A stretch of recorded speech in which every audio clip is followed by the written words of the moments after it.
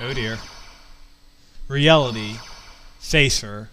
Have to prefer to dream about her, or have some kind of demonic stuff, or... I'm just going to go red, because that seems interesting. There we go. Stunned, I took a single step back. On the other side of the crosswalk, that girl was there, in the midst of the people waiting for the light to change. There's not really that many people. Actually, she's the only one waiting for the light at that side of the road. And the gaze coming from the depths of her glasses was blatantly pointed at me. She didn't try to look away. Her eyes brimmed with a solemn color, demanding something from me.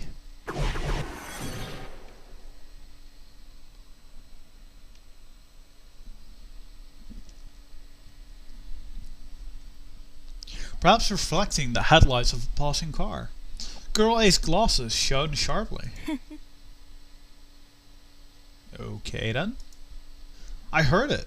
Through her twisted lips. A sound like mocking laughter. Even though we were so far apart. Even though there were so many people. My ears picked up on the sigh. On the sigh-like sound of her laughter. Right, that was weird to read for some reason. She's creeping me out, to be honest. Laughing, she suddenly pulled up the hem of her skirt.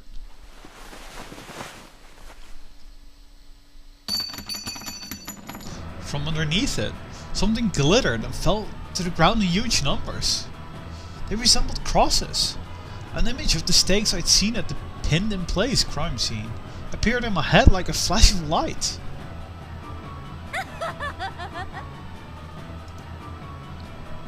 Her expression was perfect in its abnormality. Eyes bloodshot, cheeks pulled back and twitching.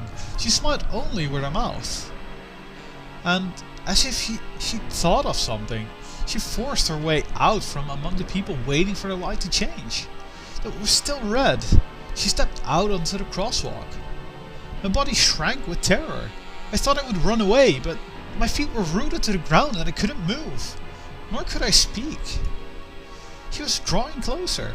She was crossing the street, gripping one of those cross-like stakes.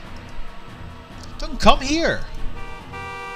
The moment after I prayed for that, Girl A's body was sent flying by an oncoming truck.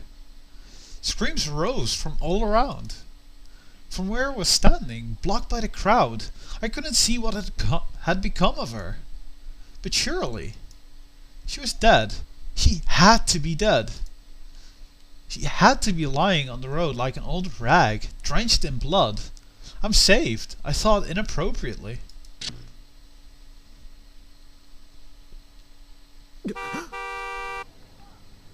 I came back to myself with a gasp. My whole body was sweating unpleasantly. The pedestrians around me, who should have been in an uproar, were calmly waiting for the light to change.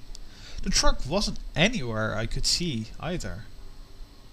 As ever, the glasses-wearing girl was on the other side of the crosswalk, watching me.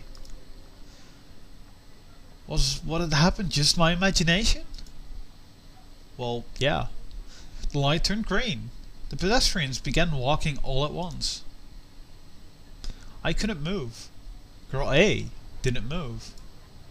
She neither burst out laughing nor raised her skirt.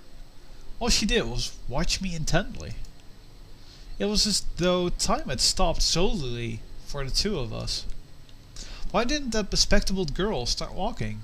Why was she still standing in place? She's weird. She's strange. I mustn't get involved with her. It would be better to run. I should run away while I still had the chance. Run! Berating my weak-willed and withered heart, I dashed off in a straight line away from Girl A. I ran back down Dogan Hill, though I'd just come up it, and entered a side road I encountered along the way. That instant, something slammed violently into my shoulder, and I fell down. I groaned, failing to understand what had happened to me, as pain ran through my whole body. It took me a while to start pushing myself up.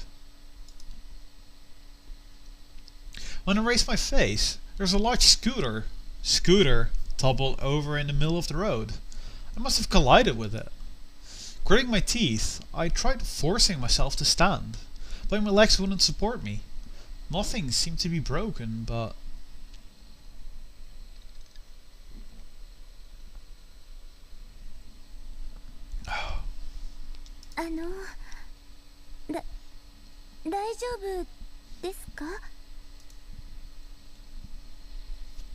Before I knew it, Girl A was right in front of my eyes. She peered into my face as though she was worried about me. What was with her? What was with this girl? My body wouldn't move for me. Pathetic as it was, I was petrified. I didn't know what to do. With things having turned out like this, I regretted that I hadn't used the train to Shinsen to get home. Girl A called out to me cautiously.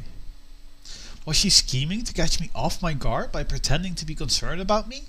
I won't let you fool me. I won't get taken in by the likes of some 3D chick.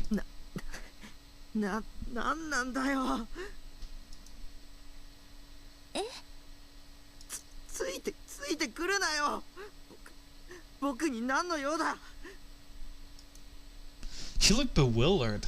I desperately derided her, while scooting back on my butt in hopes of opening even a little distance between us. If I didn't do so, I thought maybe she'd pull a knife out of her clothes any second and come attack me. That gruesome spectacle revived at the back of my mind over and over. No matter what I did, I kept wondering whether I would end up the same way. She lowered her head, her expression wounded. あなたが急に走り出して様子を見に来たら倒れてたので心配で。でも今は用事とかあるわけじゃないんですが、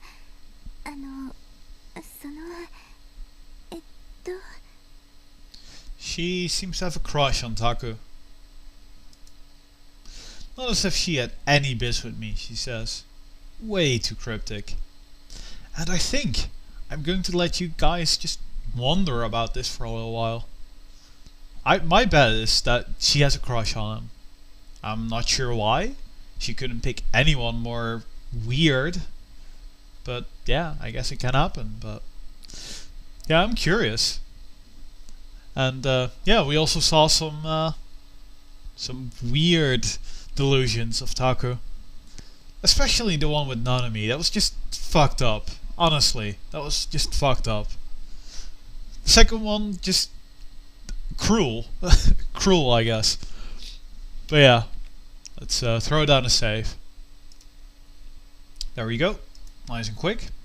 So yeah, I hope you guys enjoyed that. And I'll catch you next time. See you, dudes.